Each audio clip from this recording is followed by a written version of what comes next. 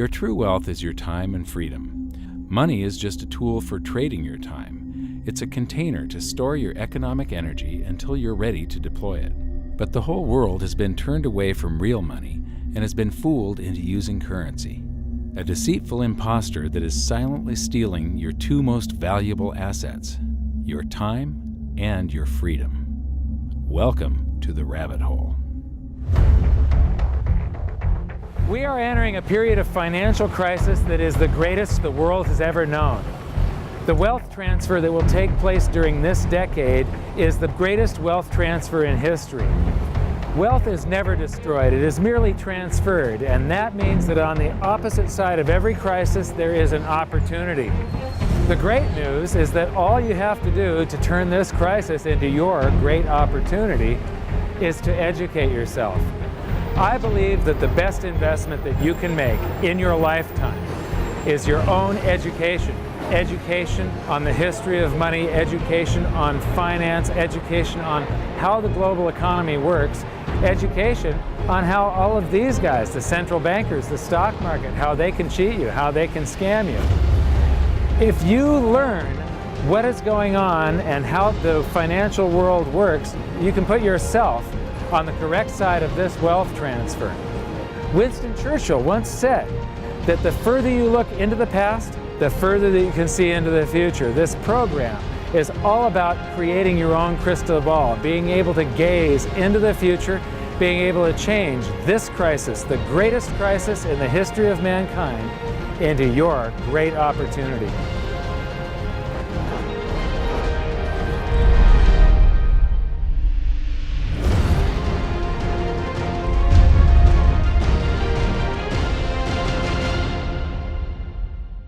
The hidden secrets of money, some of them are hidden in plain sight. They're like right in front of you.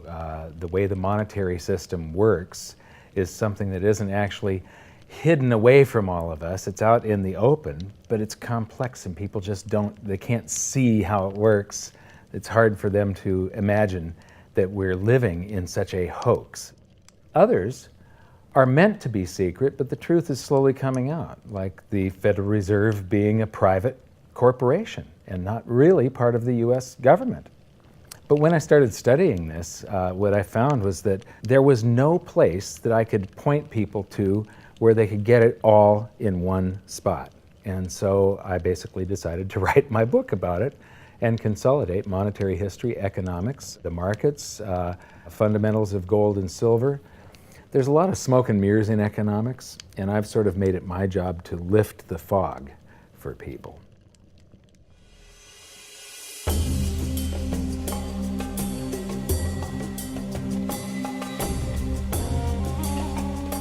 Welcome to Egypt. This is where it all began. Roughly 5,000 years ago, the Egyptians started using gold and silver as their predominant form of currency. But it was not yet money. The pieces of gold and silver that they were using were odd sizes and weights, odd purities, so it still was not interchangeable, where each unit is the same as the next. This meant that nothing really had a price yet. You couldn't put a price of so many coins on something because they didn't have coins yet. Trade was still difficult. It was still a guessing game when it came to the exchange of values. One of the reasons that we are in the financial mess that we are today globally is that people do not understand the difference between currency and money. Currency is a medium of exchange, a unit of account. It is portable, durable, divisible, and something called fungible. Fungible means that each unit is the same as the next unit. A dollar in my pocket buys the same amount as a dollar in your pocket. Money is all of those things plus a store of value over a long period of time. Even financial planners, bankers, your accountant, they don't understand the difference between currency and money. The currency in your pocket is a medium of exchange. It's a unit of account because it's got numbers on it. It's somewhat durable, it's portable, it's divisible in that you can make change, and it's fungible. A dollar in my pocket buys the same amount as a dollar in your pocket. But because governments can print more and more and more of it, and dilute the currency supply, it's continually transferring wealth out of your pocket, out of your bank account, to the government and to the banking system. The reason that gold and silver are the optimum form of money is because of their properties. It's an easy medium of exchange because gold and silver store a large amount of value in a very small area. It's a unit of account. Pure gold has the same value all over the planet. So an ounce of gold buys the same amount here in Egypt as it would in China or in the United States. It's durable. The same gold that Egyptians were using in trade 5,000 years ago is still here with us today. It does not corrode. It's divisible. You can make change with it. It's very portable. You could use something like oil as money. It's just that you can't carry around a barrel of oil on your back. It's fungible. Pure gold is the same wherever it is on Earth. Pure silver is the same wherever it is on Earth. It's limited in quantity. That's the reason that it maintains its purchasing power. Governments cannot print it. Over the last 5,000 years, only gold and silver have maintained their purchasing power. There have been thousands upon thousands of fiat currencies, currencies that are unbacked by gold or silver, and they have all gone to zero. It's a 100% failure rate. Well, fiat currency, of course, is a currency that exists at the dictate or by fiat from a government. You say they have their printing presses, and the paper money rolls off the printing presses. And then they give it the fiat designation, which makes the currency official. It's just worthless paper. But when Ben Bernanke gives it the special sign, and they have the cult meeting at the Federal Open Market Committee meetings, it suddenly becomes currency. If you look at what's really going on, it's a con game. And so there's confidence. Well, the Federal Reserve is very forthright about what they're doing. If you read their websites, they'll tell you it's a confidence game. They tell you that there's no intrinsic value in their money. They'll tell you that they print it backed by absolutely nothing. They actually display all these facts. But if you tell somebody in the public that this stuff is created out of thin air, there's no backing whatsoever, it's absolutely worthless, it's about as valuable as monopoly money, they'll look at you like you're nuts. Is there an example throughout history of a fiat currency, a piece of paper that's unbacked by anything, surviving? Short answer, no. Long answer, no. And here's why. When Addison Wiggin took over at the Daily Record, when they got cranked up, Bill Warner asked him to catalog all of the fiat currencies throughout history and what happened to each of them. Addison dutifully went to work. Within a short period of time, he had gone through the alphabet. All the fiat currencies that started with the letter A were done. They all went to zero.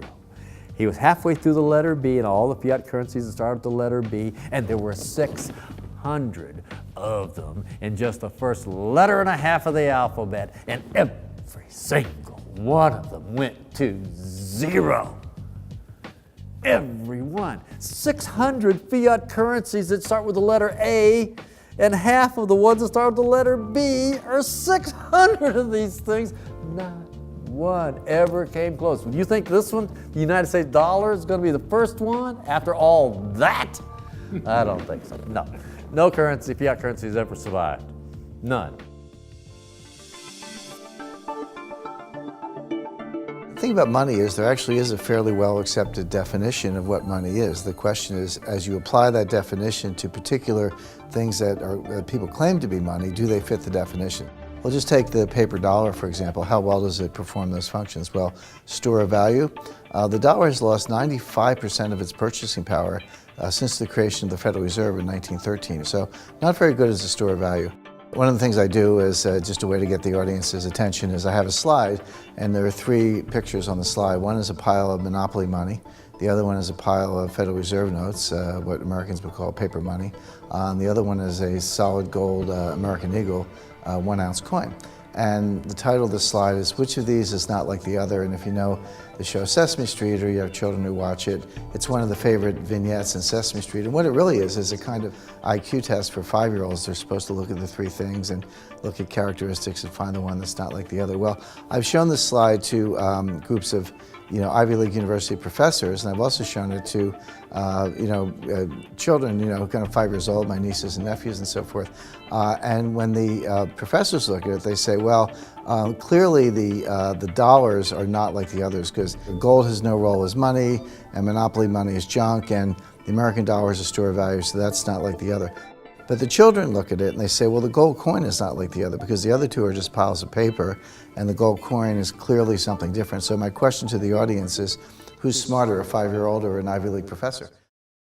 Before World War I, each note that a treasury issued would say that there have been deposited with the United States Treasury $20 in gold coin payable to the bearer upon demand.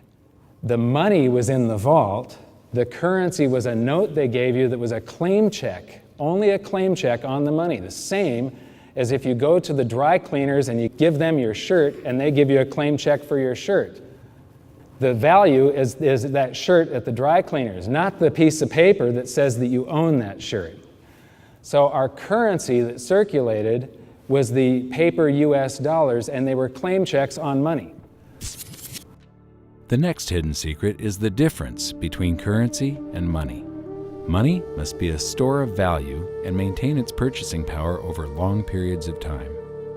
As we progress through this series, you'll learn that national currencies are really a tool used by the government and the financial sector to leech away your time and your freedom by stealing your purchasing power. So rather than storing your economic energy, currencies leak. Now compare that to the gold and silver the Egyptians were using. Like I started with, it still wasn't money because it wasn't interchangeable yet. But they were on the right track, as gold and silver have proven over thousands of years to be the ultimate store of value. Gold is only formed when a star explodes, a supernova, and it stays around forever. This is one of the properties that make it the ultimate money.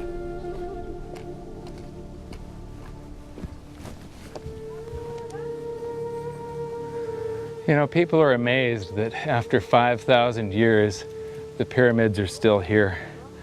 But what I'm more amazed at is that the currency that the people that built this were using, that currency, that gold and silver that they were using in trade on a daily basis, is still around today. It may have been melted down and re-refined, and it's in a coin or a bar or in some piece of jewelry, but it's still with us today, and it still purchases something. Yes, it is the ultimate money because there is nothing else even in the same league. It's divisible, it's permanent, it's a store of value, it's a unit of account. It's got everything you want out of money, but it doesn't go away and it can't be increased. That is what makes gold the most beautiful money of all. What more could you ask out of a money? It keeps governments under control. You can maintain a solvent system. Governments don't like gold at present because they're getting away with the fiat currencies, and they'll do everything they can to discredit it as an asset class. I mean, my goodness, gold has outperformed the Dow Jones Industrial Average in each of the last 7 years, yet it's not considered a legitimate asset class. Why? Again, it's the fear that maybe gold will be imposed on the system, that it will constrain government ability to spend beyond its means. They can't print it. They can't print it, no. The proper definition of inflation, I use Milton Friedman's definition. Inflation is an expansion of the currency supply. Deflation is a contraction of the currency supply. If you expand the currency supply, eventually prices will rise. And if you contract the currency supply, eventually prices will fall. This is a pool, but it's not a pool of water. This is the currency pool. And these are prices. And if you expand the currency supply, prices like a sponge in water have to rise to suck up the excess currency. Governments never stop printing more currency and adding currency to circulation. Therefore, prices keep on going up, not because the stuff that you're trying to buy is changing. The real estate doesn't change. What has changed is the currency purchases less and less. It's the currency going down, not prices going up. The truth is, what we have that makes our world work right now is a big story. None of it's real. It's all just promises. And if you think about it, that's how currency began to work in the beginning. You know, before we had currency, we had barter. I'll give you 3 coconuts and you give me 4 fish, because that's kind of a fair exchange on coconuts to fish. But that got complicated, so we had to invent this thing called money to be a divisible, portable medium of exchange. And the challenge is that we lost that a long time ago when we lost having things of value be our currency. And now we have this thing called numbers and accounts. But trust me, it is not real. It's a big made-up story. One of the biggest make-believe stories ever is called quantitative easing, which sounds complex, but it's really just a smoke and mirrors term for currency creation. QE started with the banking bailouts back in 2009. This currency was created out of thin air and then given to the banks, who paid themselves record bonuses in reward for crashing the world economy. This is a global phenomenon, but all you have to remember for now is that whether it's QE bailouts or stimulus programs, these are all just voodoo, hocus-pocus terms for increased currency creation. I believe gold and silver will reassert themselves as money. And when they do, there just isn't enough. And their purchasing power is going to go up many, many, many times. Egypt is an amazing place. There's a franticness about it, and utter chaos, especially like the traffic. But when it comes to like all of the merchants that are trying to get every last dime out of you, you get fleeced to the point where you come back with an empty wallet. But you know what? They're amateurs compared to Wall Street.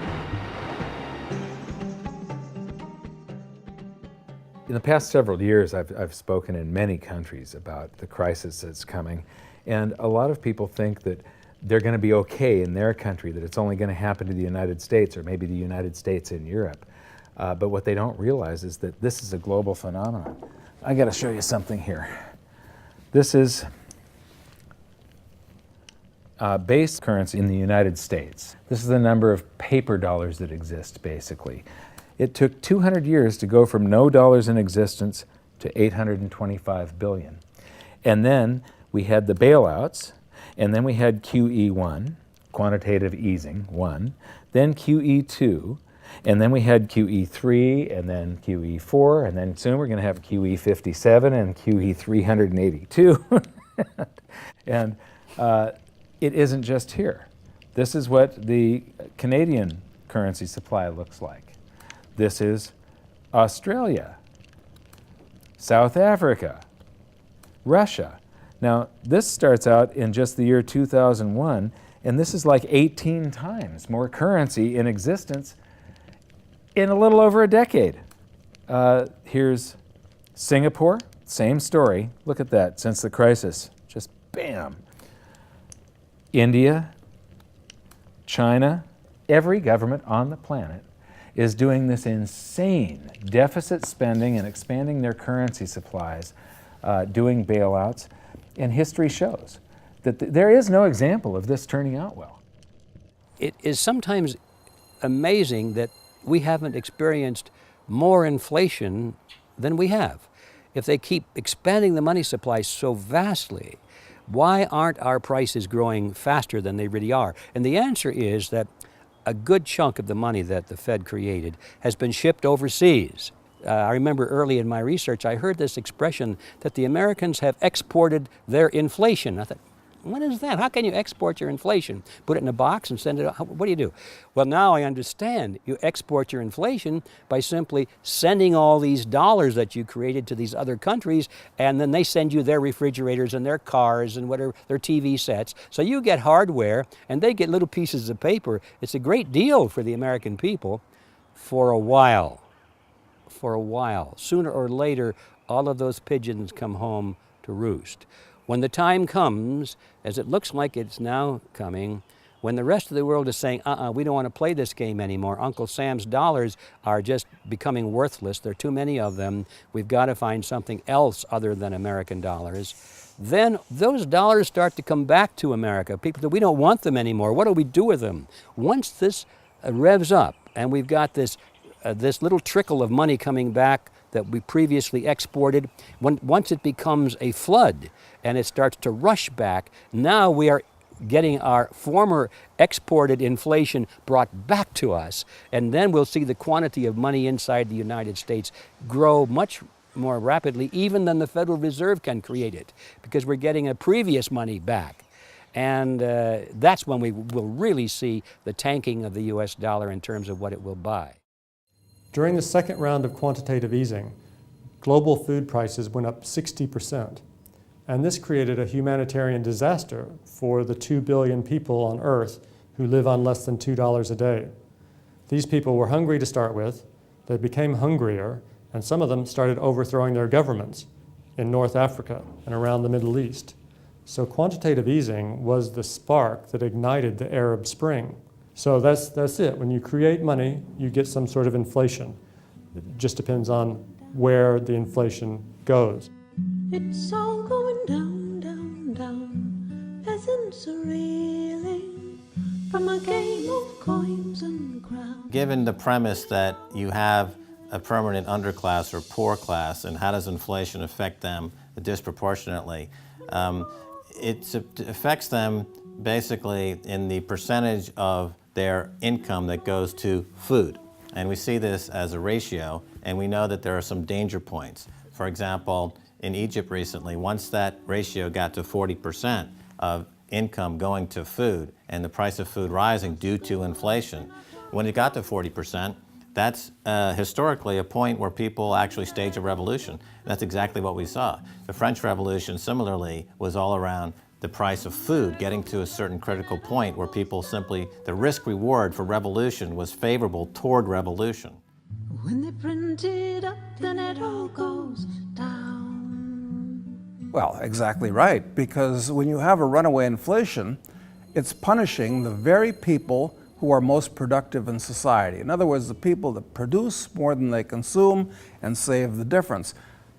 The problem is that those productive people, the savers, save in their national currency. And unfortunately, the national currency is just a fiat piece of paper at this point. So when it's destroyed through runaway inflation, that $100,000 that you were hoping to retire on doesn't exist.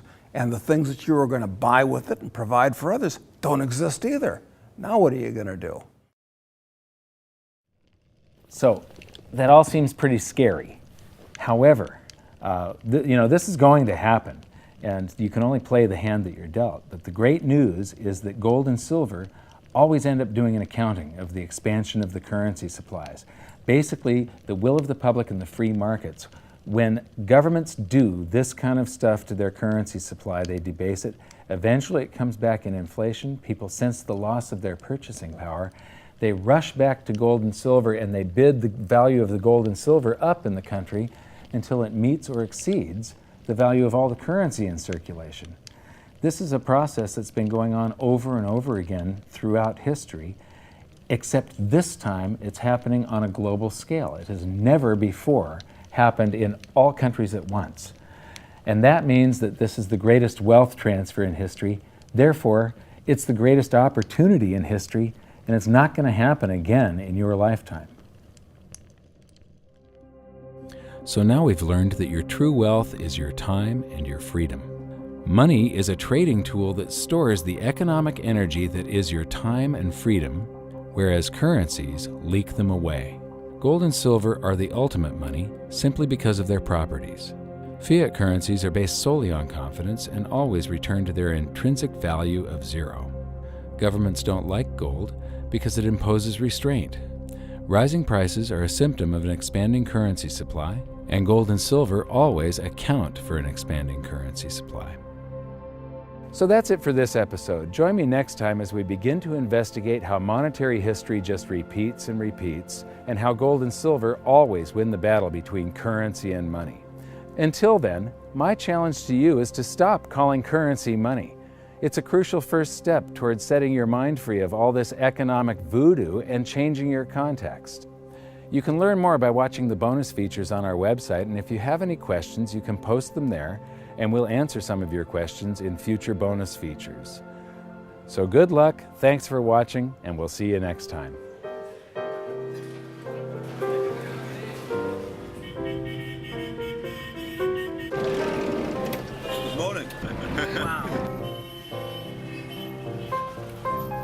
What does fiat mean? It comes from the Latin for crappy car.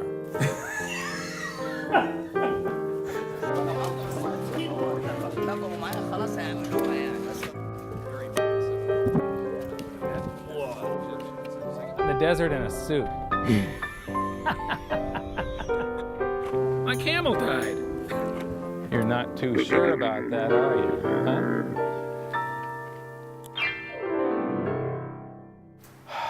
I am ready for a good long nap. Hi, welcome to this bonus feature for the very first episode of Hidden Secrets of Money. And this is currency versus money. So that's the major topic that